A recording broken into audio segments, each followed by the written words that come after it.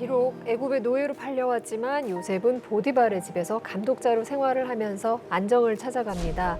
근데 어느 날 유혹이 요셉을 찾아옵니다. 여주인이 요셉을 보고 자꾸 눈짓을 하는 건데요. 요셉은 인생 최대의 억울한 일을 당하게 됩니다. 당시 사건의 전말 목사님께서 좀 설명해 주시죠.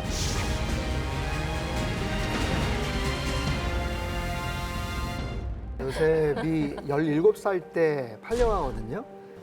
친위대장이라고 하면 오늘날 우리나라의 안기부장이나 국방부 장관 그보다 더 높은 위치에 있는 권력자의 집안인데 그곳에 가서 아무튼 요셉이 불평하거나 원망하지 않고 열심히 일을 해서 인정을 받습니다. 그런 상황 속에서 보디발 장군의 아내가 이제 유혹을 하기를 시작을 하는 거죠. 처음에 성경에 보면 눈짓을 처음에 했다고도 얘기를 하고 점점 더 이제 그 강도가 점점 세지는 거예요. 나중에는 아예 노골적으로 지금 아무도 없으니까 나랑 동침하자라고 하면서 옷을 막 잡아 끌고 가는 이제 그런 상황입니다.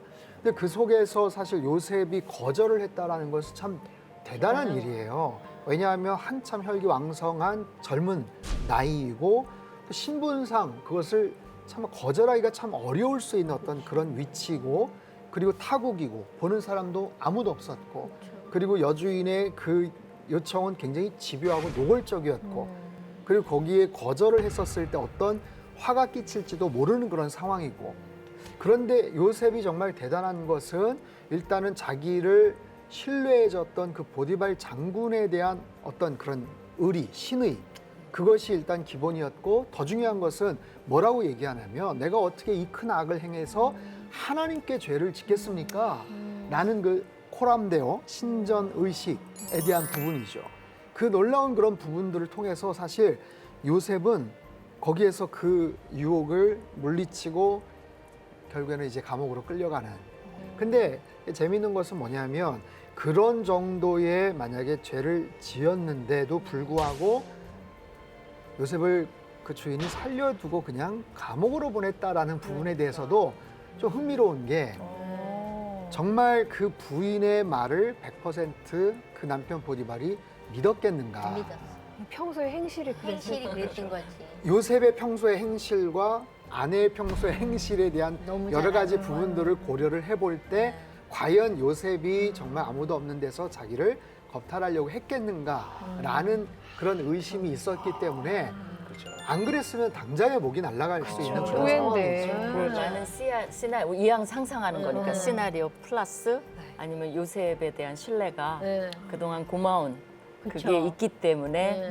살려는 주지 않았을까. 이건 다 상상이에요. 그럴 수도 그죠? 있죠. 네. 그러니까 두 가지가 다 가능할 근데 것 저는 같아요. 굉장히 중요한 포인트인데 뭐냐면 요셉이 어떻게 그런 믿음을 갖고 있었을까. 사실 우리의 일상생활에서도 우리의 믿음이 생활 속에서도 나타나기 위해서는 언제든지 그런 다양한 그것이 시험이든 유혹이든 여러 가지 고난이든 이런 상황에서 그 믿음을 사실은 활용을 하고 써먹을 수 있어야 되는데 요셉은 그런 거거든요. 굉장히 뜻밖이고 어려운 그런 상황에서 그렇다면 요셉의 마음속에 있었던 하나님에 대한 그 믿음의 정도가 얼마나 대단했길래 그 어려운 상황을 이겨낼 수 있었을까.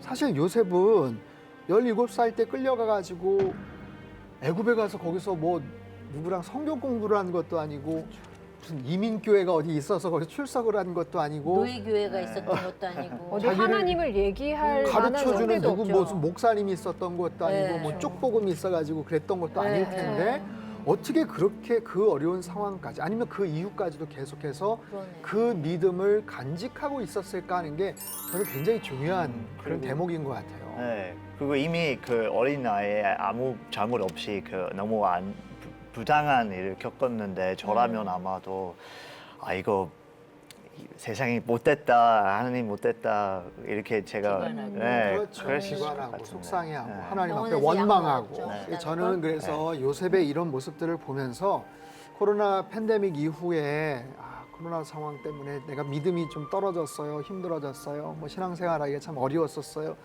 이런 부분들이 크게 핑계가 되지를 못할 수도 있겠다. 오히려 훨씬 더 어려운 상황에서도 그렇게 믿음 생활을 했었던 요셉을 생각하면서 온라인 비대면 상황이거나 아니면 예배를 드릴지언정 어떻든지 간에 하나님 앞에서 믿음 생활을 잘 정말 갖고 가야 되겠다 그런 네, 생각들을 해봐요. 가장 놀라운 거는 사실은 감옥에서예요. 음. 왜냐하면 감옥은 아까도 말했지만 노예 신분의 감옥 사실은 죽은 목숨이에요. 근데 여기서 요셉이 똑같이 열심히 일했고 그다음에 여호와께서 인자를 더하셨고 여호와와 함께 하셨다는 말이 굉장히 감옥에 있을 때 많이 나와요. 그러니까 형통했다. 그렇죠. 형통했다 그러고 그래서 동행했다 그러고 그 말이 굉장히 많이 나오잖아요. 근데 우리는 형통하다 그러면 하나님 그렇게 오래 그 노예 생활에서 바로 건져주시던지 아니면 감옥 가서 이틀 만에 나왔더라 뭐 이런 게 형통이라고 생각을 하는데 감옥문이 저절로 열렸더라. 네, 뭐 그런데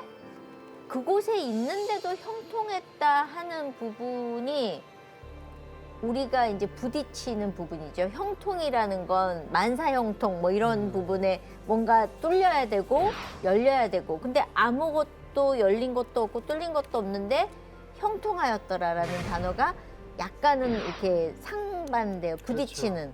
그러니까 우리가 생각하는 일반적인 형통의 개념과 네. 하나님이 바라보신 형통의 개념이 완전히 다르다는 거예요. 예. 그렇기 때문에 우리가 어떤 상황에 있느냐 그것 때문에 나는 형통하지 않아 나는 운이 없어 나는 지금 어떻게 될지 너무 정말 막막하고 하나님 원망스러워 할 수도 있지만 네. 하나님께서는 아니다 너 지금 정말 형통하고 있어 너 지금 굉장히 잘 가고 있어 너 네가 생각했던 대로 가잖아 너 큰일 나 오히려 하나님께서는 그렇게 생각하실 수 있기 때문에 네.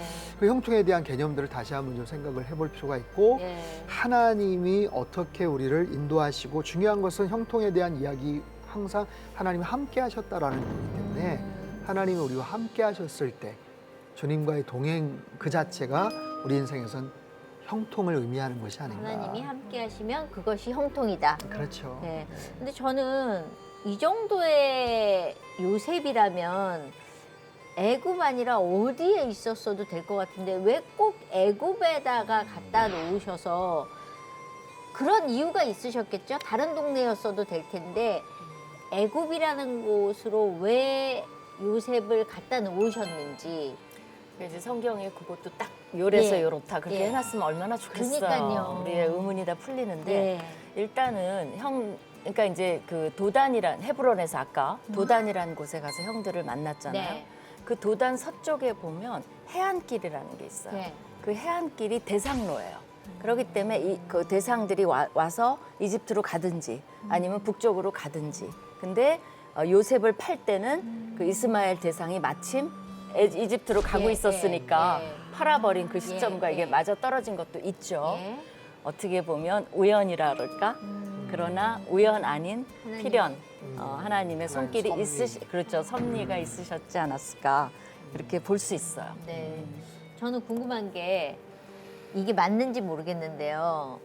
성경을 읽다 보면 이렇게 이쪽에서 나온 게 여기서도 나오고 이렇게 그러니까 요셉 같은 경우를 예를 들면 꿈의 시작으로 해서 또 꿈으로 해석이 돼가지고 나오잖아요. 그리고 채색 옷을 입었는데 보디발의 와이프가 옷을 벗겨서 이렇게 성경 뭔가 보는 눈이 생기기 시작한 것 네, 같아요. 그게 딱딱 이렇게 왜 맞춰주신 성경도 쓸 때 이런 것들을 그럼요. 맞췄나? 그게 저자의 전략이에요. 그러니까 그 정도가 아니에요. 왜 해필이면 그 보기 싫은 멀리서 보니까 요셉이 보이는 게 아니라 채색 옷이 보이는 예, 거예요. 예. 형들이 저 채색 옷. 네. 그러니까 분노가 하는 거죠.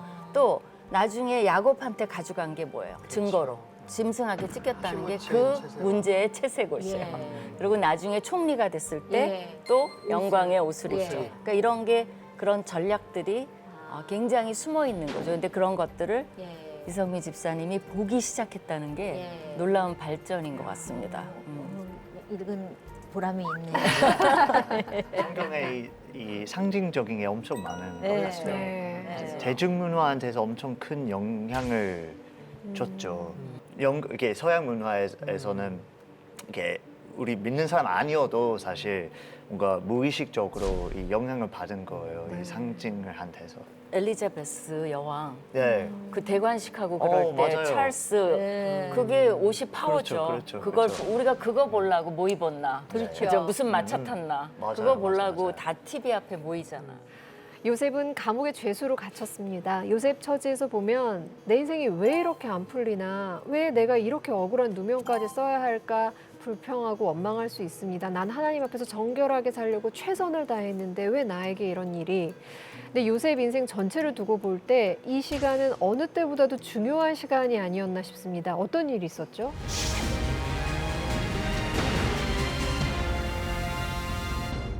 그 보디발 장군이 이제 아내가 이제 그런 얘기를 했었을 때 노발대발하고 결국에는 요셉을 이제 감옥에 보내는데 그 감옥은 그냥 일반 감옥이 아니에요.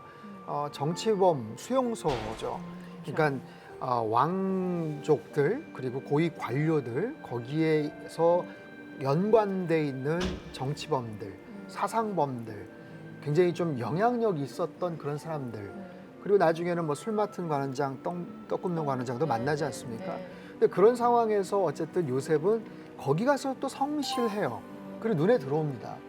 거기 가서도 또 열심히 또 일을 하니까 이 친구 보기에 일 참 잘하네, 믿을만하네 해가지고 그 감옥에 있는 모든 여러 가지 일들, 행정적인 업무들을 또 거기서 맡기죠.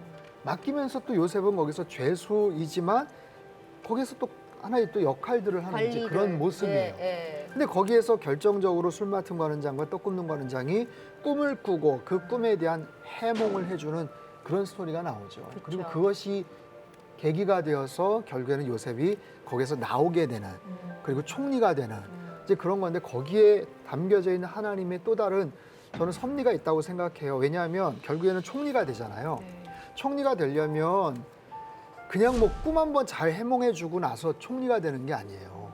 그리고 총리로서 역할들을 해야 되잖아요. 그렇죠. 흉년이 7년이나 있었고 또 풍년이 있었고 그 부분들을 잘 정말 핸들링하고 감독을 할 수 있는 역량이 있어야 되고 그러려면 애굽에 돌아가는 전후 상황들을 알아야 되고 뭐 언어뿐만 아니라 종교적인 여러 가지 상황들뿐만 아니라 애굽 그 황실 안에 있는 뭐 그런 어떤 계보 서로 간의 어떤 뭐 권력의 암투 이런 이야기들도 아마 그 감옥 안에서 많이 이야기들을 듣지 않았을까 나갈 싶어요. 수도 없어. 수용소니까. 나갈 수도 수용소니까. 없어. 어디 잠깐 다녀올게요가 안 되는데 이제 그냥 가둬놓고 그냥 오롯이 배워야 그게 되는 안 거. 되는 거예요. 네. 근데 하나님께서 그걸 통해 가지고 다 알게끔 하시는 거죠.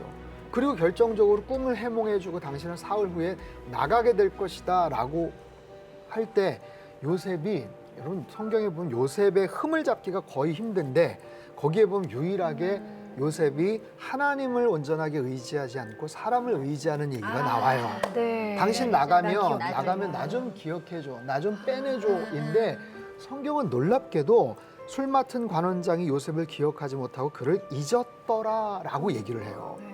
어떻게 그걸 잊을 수가 있습니까? 그럼 자기가 누구 때문에 나왔는데. 내가 잊고 싶어도 잊을 수 없는 기억이 있고 그럼. 기억을 막 하려고 해도 까먹어가지고 기억하지 못하는 게 있는데 이건 절대로 잊을 수가 없는 거예요. 그렇죠. 근데 그 2년 동안, 더 2년 동안 있었거든요. 아마 요셉은 완전히 바닥을 쳤을 겁니다.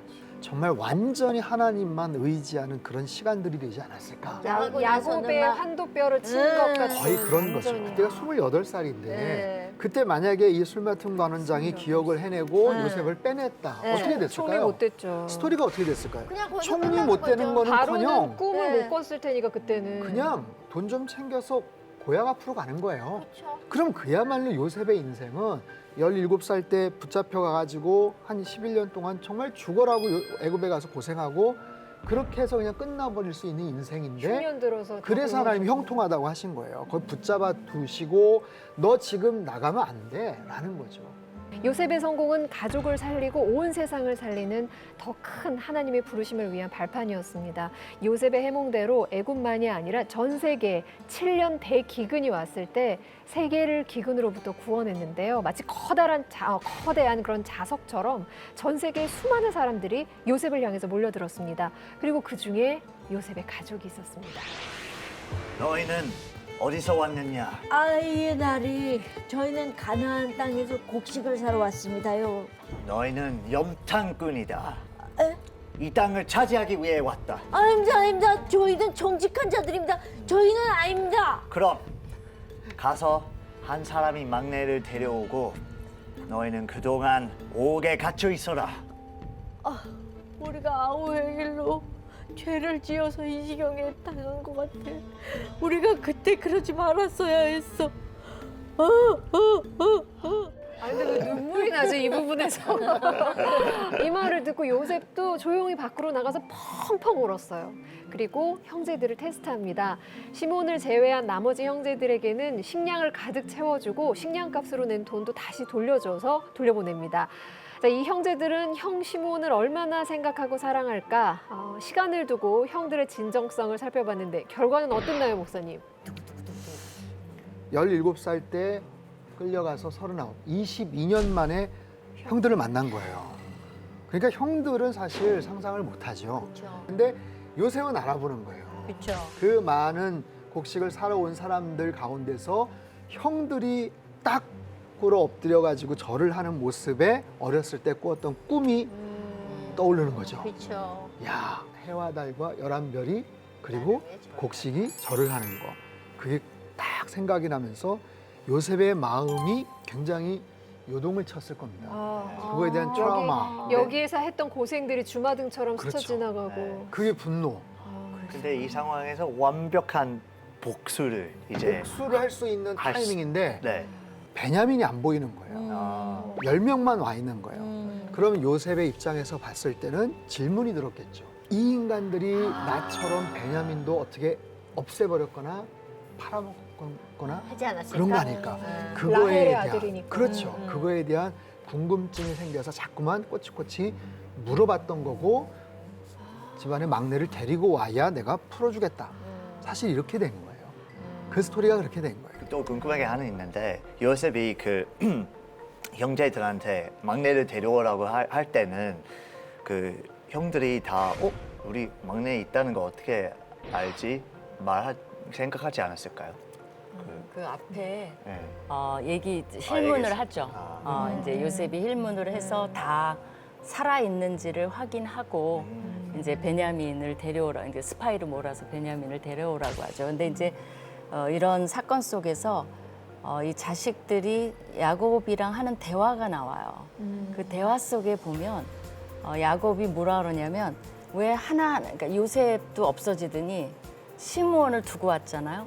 시므온도 없어지더니 이제는 베냐민도 데려가라고 하느냐. 그러면서 너희들이 나갈 때마다 야곱의 내가 아들 하나씩. 사랑하는 자식 하나씩이 없어진다라는, 그러니까 요셉이 그 짐승한테 찢겨서 죽었다고 했지만 의심이 있었다는 거죠. 그런 게 여기에 말에 튀어나와요. 자녀들에 대한 예, 그래서 이제 베냐민이 없으면 내가 이제 죽을 것 같다. 이제 절대로 안 된다. 그거를 얘기하고 유다가 이제 거기서 설득을 해요. 그렇죠. 유다가 나서서 중요한 역할을 하죠. 굉장히 이제 설득을 잘 해서 꼭 데려오겠다, 담보하겠다, 걱정하지 마라 해서. 근데 어쩔 수도 없는 거죠. 안 가면 다 죽으니까. 그러니까 죽느냐 베냐민 잊어버리느냐 선택이죠. 어떻게 보면. 그러니까 이제 갔다 오라고 하는데 요셉도 같은 그 이슈를 거는 거죠. 베냐민에 대해서 그렇게 하니까 이제 그때 또 유다가 이제 유다의 변한, 팔아버린 자가 유다인데 요셉을 애당초 이제 유다가 베냐민 데려가라. 안 그러면 아버지 죽는다. 자기가 남아있겠다. 내가 남겠다. 이렇게 하는 걸 보고 그때는 이제 요셉이 모든 걸 안 거죠. 이들이 진심이구나. 이게 하나님의 뜻이었기 때문에 내가 당신들 안 죽이겠다. 왜냐면 두려워해요. 사실 아버지 야곱이 죽으면 우리 죽이겠지 그 생각을 해요. 그러니까 그렇지 않겠다라고 이제 위로를 하는 장면으로 이 이제 요셉 이야기가 맞춰집니다. 그러니까 결국은 마지막에 누가 등장하죠? 하나님. 그러니까 하나님이 하셨기 때문에 괜찮다는 거죠. 창세기에서 벗어나질 못하겠어요. 근데 너무 재밌고 너무 재밌고 너무 깊이가 있어서 인간사 모든 얘기가 다 있어요. 그러니까 요 짧은 이 기록 안에 내 모습의 구석구석을 다 비춰보면 다 들어있더라고요. 그래서 내가 창세기 되게 좋아하고 예. 창세기가 재밌다 그러면 예. 아무도 안 믿어요. 빨리 넘어가자 그래요. 이제 모르는 걸로 넘어가자. 다 네, 안다고 네. 생각해요. 아. 많은 학생들도 그렇고 성도님들도 그러시고. 근데 아마 우리 시청자 여러분들 이제 빠져드셨어요. 창세기에 창세기에 빠지다. 예, 예. 근데 요셉이 장자권을 얻게 되는데 왜 12지파 중에 요셉 지파는 없는 거죠? 요셉 지파는 결국에는 므낫세와 에브라임 지파로 예. 이렇게 나뉘어지게 예, 되고요. 예. 아까도 말씀을 드린 것처럼 그 영적인 계보는 사실 유다 지파로 이렇게 가게 되고 그리고 혈통적인 어떤 문제도 있지 않나 싶어요. 아브라함이나 이삭이나 야곱조차도 어쨌든 같은 혈통 안에서 아내를 얻어서 그렇게 그 다음 후손들을 만들어냈는데 요셉은 사실은 애굽에 가가지고 거기에 다른 제사장의 딸하고 결혼을 하거든요. 이방인하고 결혼을 해요. 예. 온 제사장이라고 보디베라 딸하고 결혼을 하는지 그것 때문에 그 혈통의 그 라인이 이제 거기서 이렇게 비껴가지 않나. 대신에 그 몫은 받아야 될 몫은 므낫세와 에브라임을 두 포션을 이렇게 줘서 장자권과 같은 어떤 그런 모습들로 주시지 않나 싶어요. 므낫세 에브라임이 땅도 어마어마하게 많이 차지해요. 굉장히 많아요. 예, 나중에 보면. 그러니까 하나님이 요셉을 귀하게 생각하신 거죠. 복 주실 때 너무 몰아주시는 거 아닌가 그런 생각이 들기도 하고. 또 고생을 너무 많이 했으니까 또. 그러니까요. 예. 오늘은 꿈꾸는 자 요셉을 통한 하나님의 섭리와 큰 계획에 대해서 함께 나눠봤는데요. 어떠셨어요? 정말 다들 굉장히 특별한 시간이었을 것 같은데. 창세기 계속하죠.